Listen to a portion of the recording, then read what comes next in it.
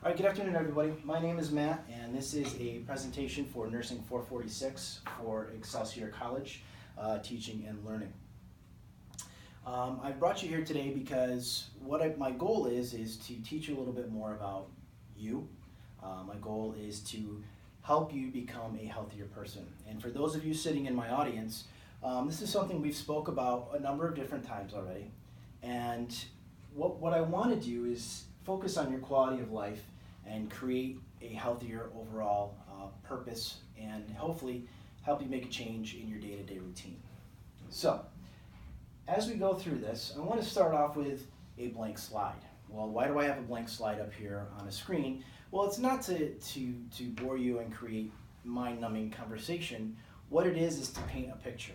The picture I'm trying to paint is how we come into this world. We come into this world, just as my slide, a blank canvas, okay? And when we come into this world, we don't have stressors. We are basically a moldable piece of clay, for no better analogy. And as we grow, that canvas is filled. We learn right from wrong, we learn what makes us happy, we learn how to enjoy life. Moving forward from there, as we get older, we learn things that we want to do, things that we shouldn't do, and this canvas starts to take form and starts to fill up, okay? Well, in that, by the time you're in your mid-teens, that canvas is not only full of things you like, but we start seeing some stressors, okay? And with those stressors, we start to realize that life isn't always what it may seem to be, and we realize that we have to put some things before others, okay? So, why are we here today? Well, we're here today because the gentleman standing before you is a nearly 40-year-old man who, on a day-to-day basis, has woken up stressed out. To give you a little bit of background briefly, I am a nurse by trade, and I manage a fairly large critical care unit in the upstate New York region. My typical day starts off waking up in the morning, and like most people, I hit snooze 2 or 3 times. I may not be very stressed at that point, but as soon as I finally pry my eyes open, the first thing I do is I grab my cell phone. When I grab my cell phone, instead of shutting off the alarm immediately, I open my email. When I open that email, my day and my stressors have now begun. I go from opening my email to getting in a shower, from getting out of the shower to going out and starting my day with my children. Okay? My day went from hopefully a quality night's sleep to being woken up to starting in a stressful way. As a nurse manager, I usually get 5 to 10, 11, 12 emails throughout an evening, and that time period when I wake up in the morning sets me off in a bad frame of mind. I now wake up, I help my children off to school, I get in my truck, and on my way to work in my drive, which is about a half an hour, I deal with 3 or 4 different phone calls. I may check my email again.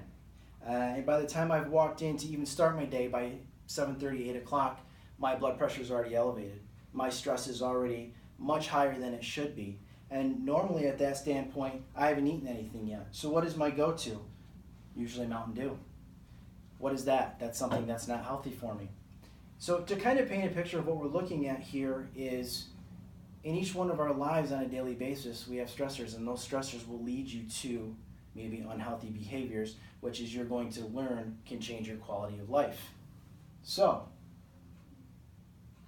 why are we here? Well, part of my goal today is to take those of you in front of me and look at what is your exact quality of life and what are we going to go ahead and do about it, okay? And quality of life and overall well-being just doesn't have to do with your physical health. And as we're going to talk about here over the next 20, 30 minutes, it's also part of your emotional health and your state of being. So if I were to come and say to you, what are some questions about that maybe you would ask yourself about your overall quality of life, what do you think you would say? Well, I would ask you, are you happy? I would ask you, are you socially connected? I would ask you, do you feel fulfilled in life? And then overall, do you consider yourself healthy? Okay? Then the next thing I would do is I would ask you, what's holding you back from maybe making some changes in your life? Well, I know for myself, some of the common excuses I hear and give myself is, I don't have the time. My kids take priority, okay? For those of us with children in the room, that is so true. I don't know anyone. I'm too tired, and maybe I can't afford to be healthy. You don't need to worry about Zooming, Daniel. So, what are our objectives here today? Well, as we go through this, what I want to go over is we're going to look at 3 different things. How social connections can improve your quality of life. Okay? In this presentation, you're going to see some themes, and one of the major themes you're going to see is talking about being socially connected. And we're going to go through that, and that's really a huge part of how we can change who we are as an individual and how healthy we can become. We're going to learn how your health is directly related to your quality of life. And then we're going to discuss how to improve your overall mental health and ways to avoid some certain depression. Okay? And again, as I said, you're going to see some overall things that go through, and we'll tie them through at the end to kind of have them make a little bit more sense. Okay? So, where's this all coming from? Well, the U.S. Department of Health and Human Services put together a project called Healthy People 2020. And this is an initiative that over a 10-year period, they look at different areas throughout the country that we can focus on to make ourselves a healthier population. Okay? For myself, as I alluded to in the beginning, I have a very stressful lifestyle. And through no fault of my own, I have chosen to ignore my own health in many situations with many of the excuses that I had given to start off with. Okay? Well, Healthy People 2020 has taken a look at how do we collaborate with society, doctors, scientists to make an improvement. And one of the things they added for 2017 for the next 10 years is focusing on your quality of life and your overall well-being. So we're going to look at improving your physical health, your mental and social well-being. We're going to look at improving your quality of life, and which ultimately is going to help lead it to be a healthier you. But who does it start with? Well, in this case, we're the only ones that can make a change, so it's going to start with you. Okay? So, as I stated earlier, one of the biggest things that I've learned in this project is social connections are a huge piece of changing your life. Okay? So, when we look at some of the problems with our social connections and our social disconnections, what do we see? Okay? Well, for socially disconnected individuals, you increase your risk of premature mortality. All right? Things like your marital status, your physical health, your mental health, they all suffer when we lose that social disconnection. All right? And what do I mean by socially disconnected? Well, when we look at being socially disconnected, when we look at being socially disconnected, it's not about not having just friends or maybe not being involved in your community. It's not being involved in every other aspect of your life. So, how big is the problem? Well, I'm having technical difficulties. Excuse me. 40% of marriages end in divorce when people have problems relating outside the home. Okay? 27% of our adults in our society today currently live alone, and 20 to 40% state that they live in a state of constant loneliness. 3 to 10 marriages state that they are clinically distressed, all because there is a lack of a social connection in the household. So how do we make a change in this? Well, first of all, we need to engage. And as I said in the beginning, the biggest part of this education is being socially connected. Engaging in your community. Now that may mean going out and becoming involved in a social activity in your town with a town board, engaging in a non-for-profit organization, but you want to look at your community as those around you. So how about your friend group? How about your group maybe with your children's sports teams? Reinventing some of the friends that you have around you. That's also part of being a community. Okay? In doing so, you want to make sure we have a social support group that has a lot of like interests, okay? And why is that? Well, To give you some more information, a strong social support group helps decrease mortality by 50% for those that are lonely, okay? It improves bonds not only with you, not only with your children, not only with your spouse, but it improves bonds with everybody. Going out and finding somebody outside of your norm to confide in and actually enjoy life with helps improve the well-being of everybody in your life. You increase your social connections, you're going to decrease that likelihood of becoming divorced by over 20%, okay?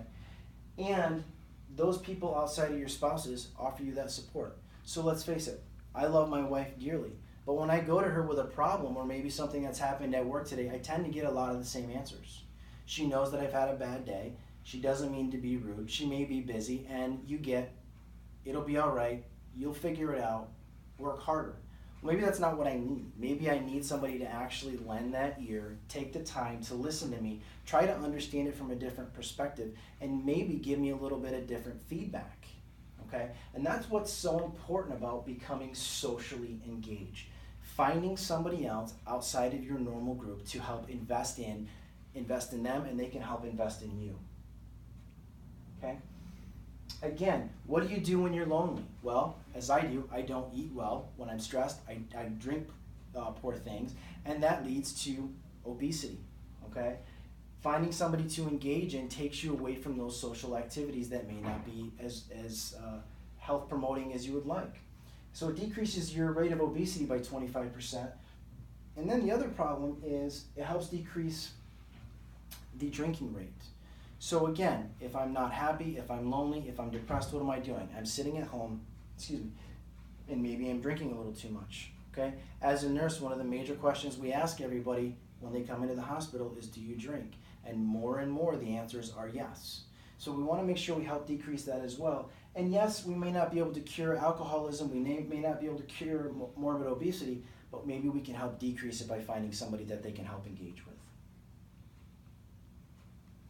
So, what's at risk? How are we going to be able to tip these scales? So we talked about a social standpoint, but what else is at risk? How about your physical health? How about your emotional health and your mental state? So, for most of us, our physical health is a result of our quality of life, right? Again, if I drink, I may have problems with my liver. If I'm extremely stressed out and I eat poorly, I may have problems with my blood pressure. So they all interrelate and tie together, okay? Our social health does the same thing. It directly impacts our physical health. So again, the common theme here being is if we are not engaged in filling our own tank, then it's also going to cause us to suffer. So if we are stressed, we are going to have high blood pressure. If we are stressed, we may have increased rates of anxiety. A key piece here is when your life isn't balanced, it leads to an overall systemic dysfunction, okay? If I am not happy, everything else around me suffers, okay? Everything else does not get my full attention, all right? When I go home at night after having a bad day, who's the one that usually gets it taken out on, okay? In most households, sometimes you'll snap at those closest to you. Why? Because you think they understand. That's actually the wrong thing to do. All right? We don't want to be taking out our stressors on our wives, our children, our friends, our family, our pets. Okay? So, one of the key things to having an imbalanced quality of life and a decreased level of wellness is stress. Okay? As I just stated. Stress can be caused by many things. We may not like our job. We may have financial instability. Okay? Can be caused by lack of sleep and much more, all right? And stress is a major contributor to unhealthy lifestyles, okay? One of the things about stress is for those of us that may be unfortunate and have pre-existing medical conditions, it may exacerbate them, all right? So if somebody has an underlying history of high blood pressure, which we'll see in a moment, being stressed out and having it uncontrolled will actually increase that high blood pressure and may decrease your overall mortality rate. So, what are some conditions that we have to deal with when we talk about stress? Well, as I just stated, high blood pressure is a huge piece of that. Coronary artery disease is one of the top 10 leading causes of death in our country each year, okay? So when you're stressed, that underlying heart condition may be exacerbated, or maybe you may develop from that. Okay, again, we overeat, we drink, we gain weight. That all leads to that unhealthy heart. Stress can cause insomnia. So for those of us that don't sleep, eventually our immune system breaks down, causing us to develop colds, may leave us more susceptible to something like influenza.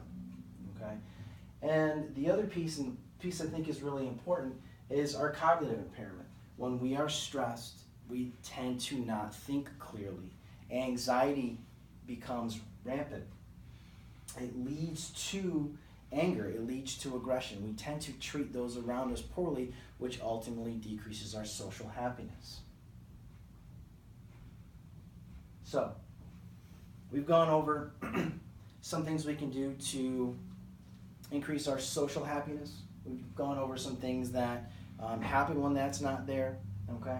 And now I want to talk about some things that may affect our overall mental state, which to me is one of the most important factors in this, of having a poor quality of life and not living a well-balanced existence. Okay? So for many people, being healthy, again, as I stated, is about the physical aspect. But one of the most important parts of being healthy is the mental and emotional aspect. Okay? If you're not mentally healthy, you cannot be physically healthy. So, if I am overall depressed, again, and I don't want to get out of my house, I'm not feeling well, and it's not something that I care to receive treatment for, every other aspect of my life is going to suffer and deteriorate. Okay? So how do we go about treating this and helping ourselves out a little bit? Well, I do understand some forms of depression and some forms of mental health do need the assistance of a licensed practitioner, okay? But we are talking about the early onsets of these symptoms and things we can treat ourselves, okay? So, how do we feel better? Well, we need to think positively, okay? So when I wake up in the morning and I read a bad email and it's going to set me off, instead of doing that, one, maybe I wait and spend that time with my family a little bit and not read that stuff until later, until I'm in a different frame of mind. Okay, to put myself in situations where I'm going to be happy. Okay, so maybe if I'm struggling with my job, maybe I look at something else and say, okay, maybe I can find something else in the same line of work that maybe I will enjoy a little bit more. Being positive and optimistic, being the glass half full instead of the glass half empty. I want to make sure that I'm looking at the positive in a situation and not always focusing on the negative, which is really going to affect my demeanor. Okay, having sound relationships. This is so important. You want to surround yourself with people that are going to help fill that tank while being honest and being supportive. If we surround ourselves with people that are constantly negative, people that all they want to do is focus on what isn't good in this life, it's going to help our overall well-being. Okay? And one of the big pieces here on the bottom is working in an environment that fosters positive outcomes. Okay? Again, whether that be at home or at work, we need to enjoy what we're doing. We need to be around a positive group of people. And I understand financially, we always can't just pick up and move jobs. But we need to make sure that we position ourselves within those jobs or position ourselves to eventually be able to move on to make sure that we're living a fulfilled life. Okay? So what's at risk? Well,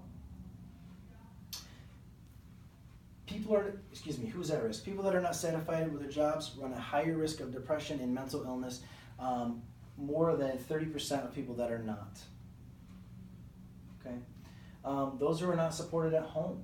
Again, like we spoke of earlier, the overall theme is if you have a poor social structure and don't feel that support, you run the risk of having depression and becoming withdrawn from society. People who lack proper medical treatment and funding. Okay, this is huge, and if you look at anything in the news right now, people that cannot afford medical benefits, they suffer on a daily basis. They can't afford to go in and receive treatment, so they ignore it. Okay, working in critical care, we see this all the time.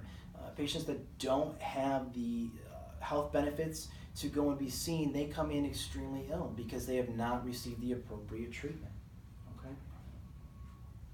People that have a low self-esteem and low self-worth. Again, people that don't feel good about themselves tend to ignore feeling a certain way, okay? People that don't feel good about themselves, why would they bother? Why would they want to go and receive treatment? Who's going to like me? Nobody's going to help me out. That leads to a worsening mental state. Okay? People with less education. Now, this isn't to say that just because I've got a high school education that I'm going to have a poorer level of health than somebody who has maybe a bachelor's degree. But what this is saying is people with less education tend to work in different types of jobs, tend to be in different areas in their life where they feel like they can't move up. So we spoke earlier about not being able to, or being able to get out of a job that you didn't like. Well, if it's something that I'm not happy with, maybe I want to move on to a new job, but I might not have the qualifications to do that, so I feel stuck.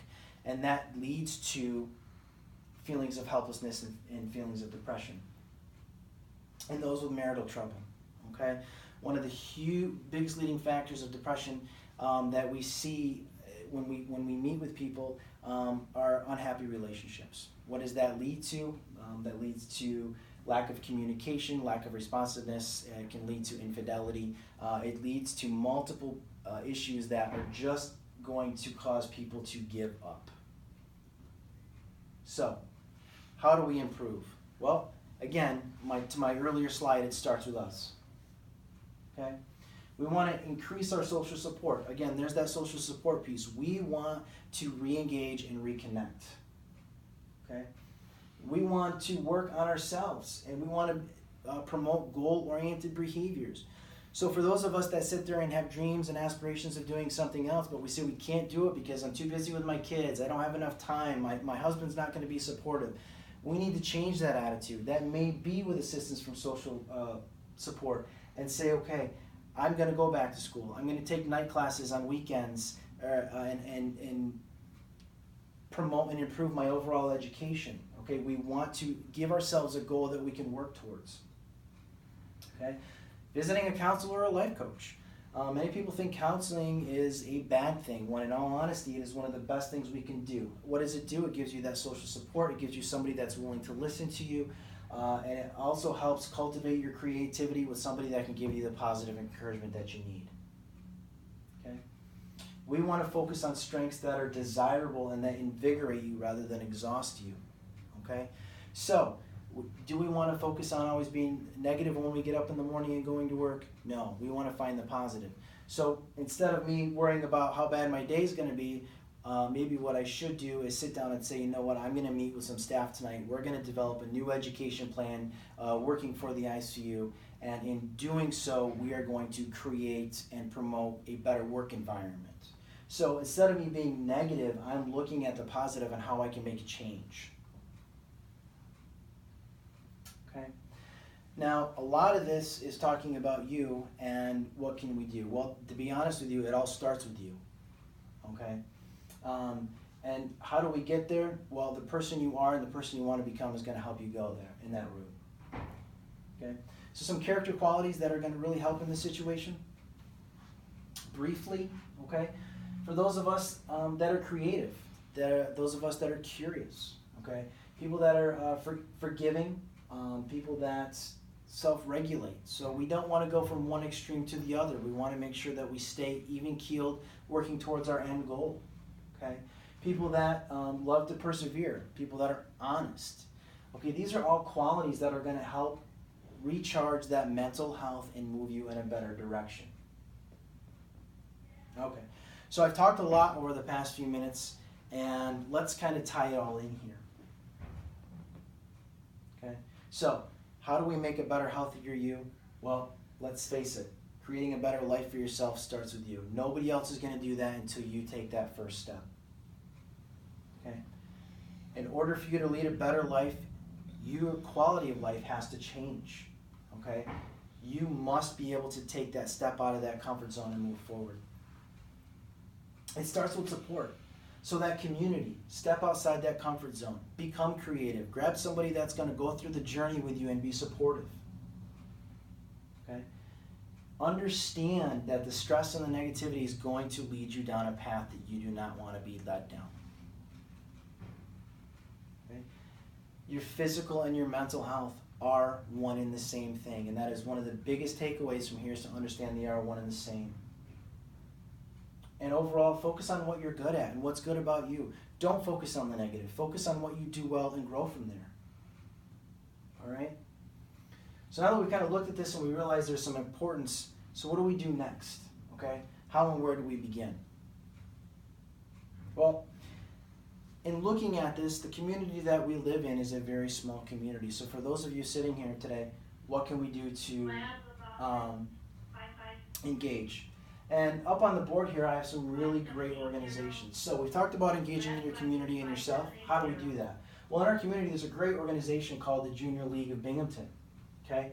And what does that do? Well, the Junior League of Binghamton is an organization where young women can get involved.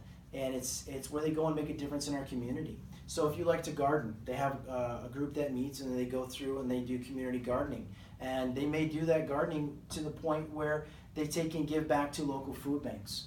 Okay, so if you like and you have a green thumb and you like to get outdoors and you like to meet people that think of the same things as you do, this is a great way to plug in.